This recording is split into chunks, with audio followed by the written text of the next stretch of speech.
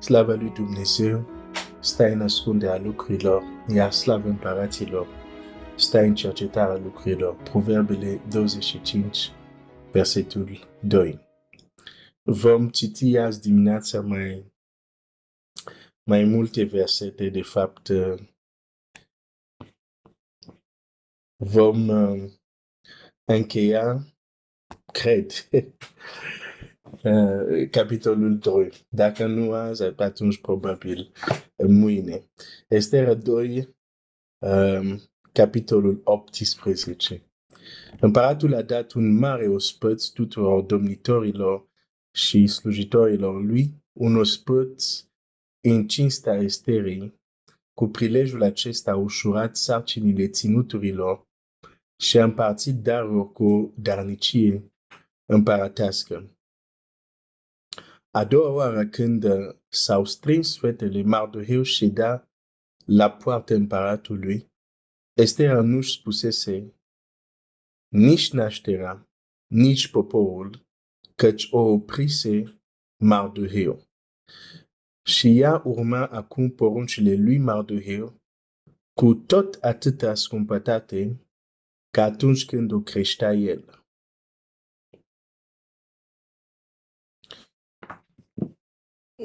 Din nou un ospăț. A fost un moment unde am vorbit destul de mult de ospăți. Am zis să mai vorbim dar mai încolo să mai vorbim de ospăți care sunt important în Scriptură. În Scriptură. Da, vedem în Scriptură. Dar în împărație, vreau să spun, au un loc deosebit. Au un loc deosebit în împărație. Mai departe, vedem că un lucru deosebit din nou a caracterului Esterei este, deși acum este la palat și e împărăteasă acum, Biblia spune tot la fel a urmărit poruncile lui Mardoheu, exact la fel când o creștea el. Deci asta este deosebit în sensul că nu s-a văzut acum mare și să zic ok, nu mai am nevoie să ascult de poruncile lui Mardoheu. Unele persoane în viață au făcut greșeala aceasta să asculte de un Mardoheu și să ajungă într-o poziție și când au ajuns în poziția respectivă au uitat de Mardoheu, a zis ok, de aici încolo voi face eu, sunt eu deștept, și a fost nu au păstrat poziție foarte mult pentru că ei singuri nu erau chiar așa de înțelepți. Deci, din nou, Estera, nu știm foarte multe, dar prin astfel de, cum să spun, de comentariu, ca să zic așa, Biblia ne arată modul ei de a fi. Rămâne o persoană smerită, o persoană ascultătoare, chiar când a primit cinstea de a deveni un împărăteas. Și asta înseamnă și o tărie de caracter, pentru că pentru multe persoane cum primesc o anumită măsură de putere, pierd capul, pur și simplu. Adică devin nu departe de a fi nebun din cauza puterii. Adică cred că pot face totul acum că au ajuns la o anumită formă de putere. Deci, e important de văzut caracterul Esterei. Pentru că sunt sigur că nu este neapărat singură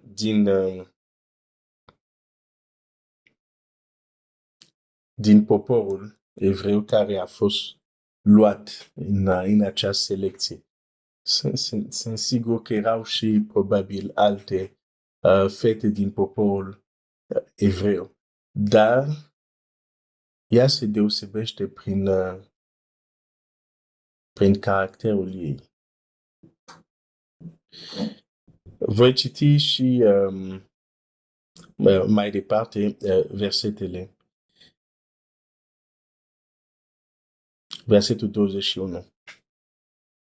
În același timp, pe când Mardoheu stătea la poarta împăratului, Bigtan și Tereș, doi fameni ai împăratului, pazitorul pragului, s-au lăsat biruit de o supărare și au vrut să întindă mâna împotriva împăratului Ahasveros.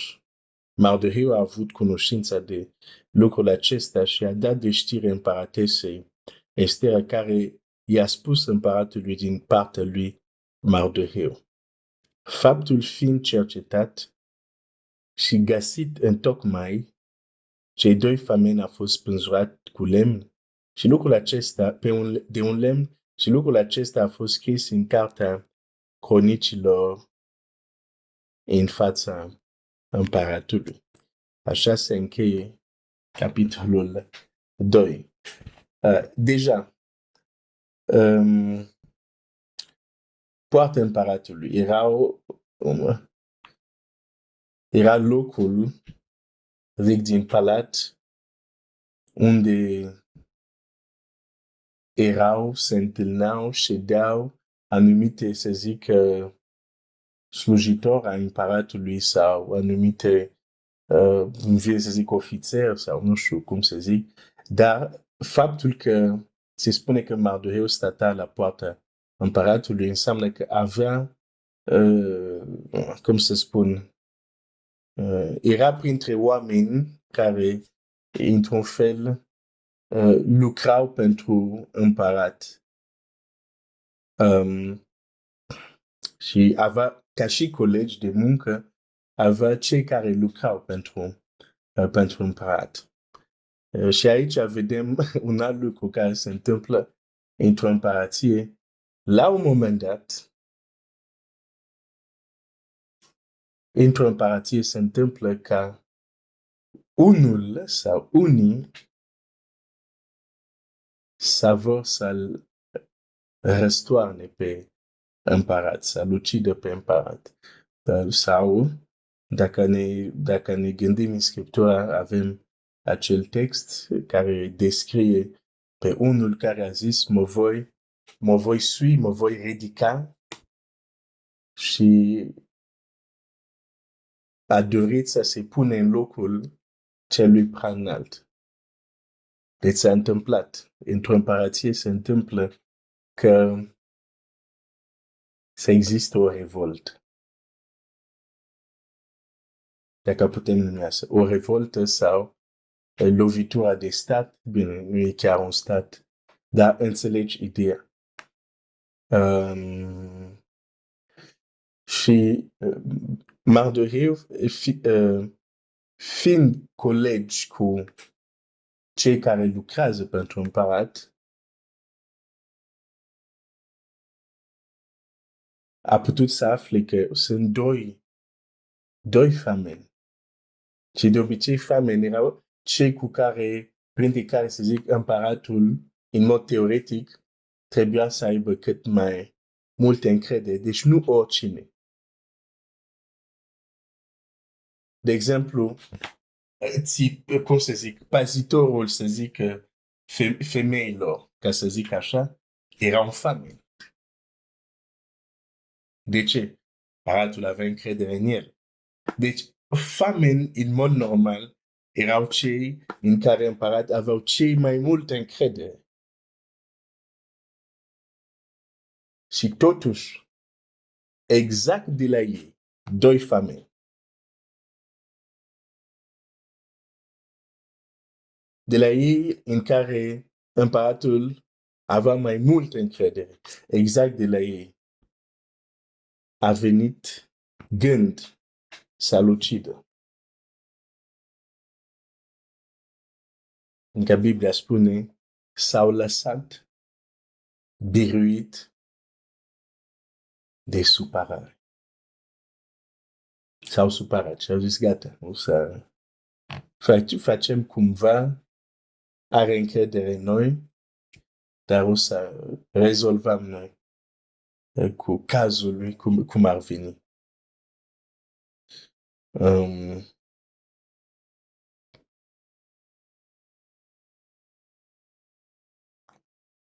Asta sunt realitățile într-o împărăție și nu numai în împărăție, și în viață. Uneori poți să fii lovit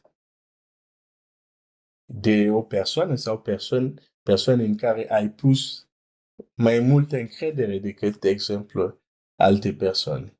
Sunt lucruri care se întâmplă.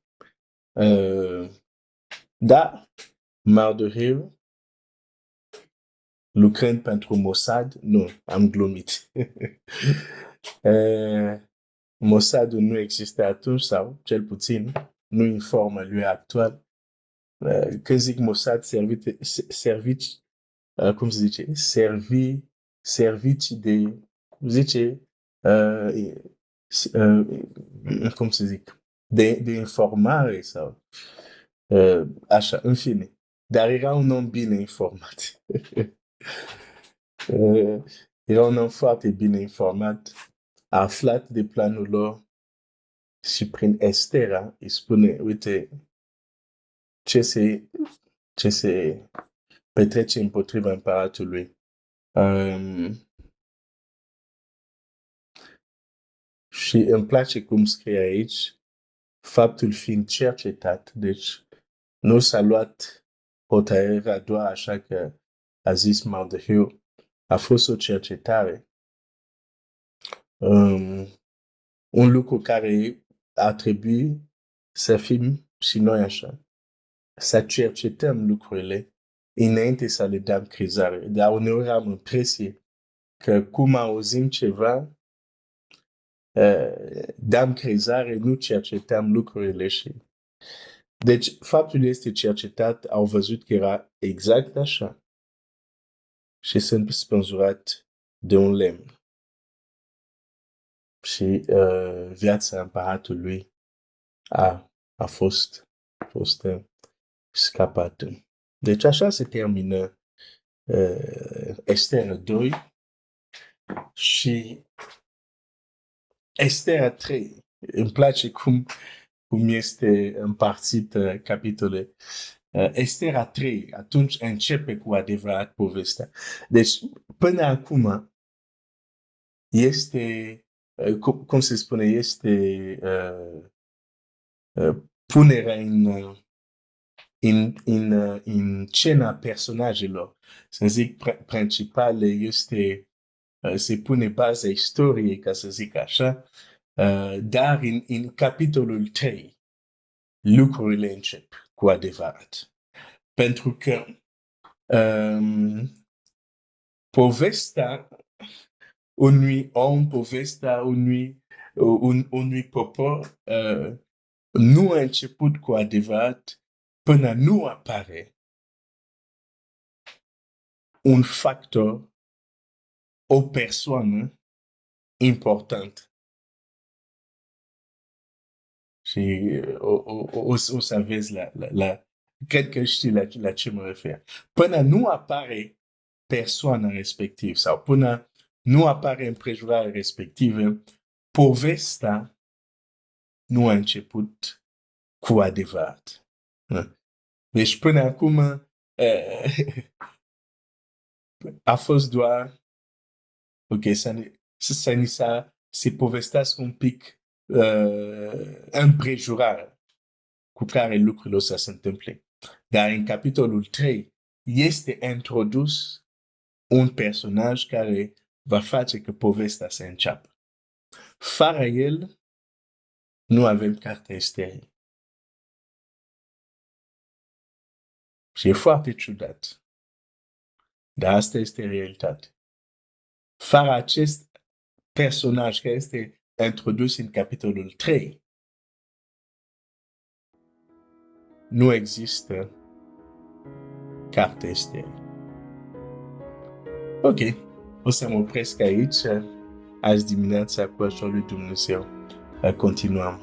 Mâine Dumnezeu să te binecuvinteze.